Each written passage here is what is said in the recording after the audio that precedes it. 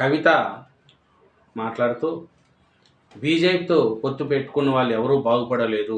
పొత్తు ప్రతిపాదనను గట్టిగా నేను వ్యతిరేకిస్తున్నాను.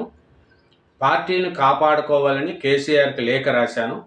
అవకాశం వచ్చినా నాన్నను కలవలేకపోయా. ఆపరేషన్ కలవలేకపోయానని కవిత గారు అంటున్నారు. ఇంకొకటి ఏమంటే కవిత గారు మంచిర్యాలలో తెలంగాణ జాగృతి నేతలతో కలిసి ఆయన కలిసి మాట్లాడారు. ఆయనకు బీఆర్ఎస్ శ్రేణులు ఎవరు కూడా ఆయనకు మద్దతు ఇవ్వలేదు.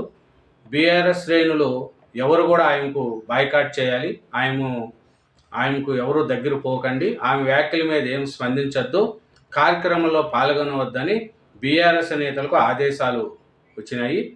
కాబట్టి కవిత గారి వెనకంట బీఆర్ఎస్ శ్రేణులు ఎవరూ లేరు.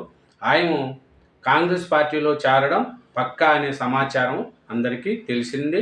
పక్కా మంత్రి పదవి తీసుకొని కాంగ్రెస్ పార్టీలో కవిత గారు జాయిన్ అవుతారనేది దగ్గరలోనే ఉంది.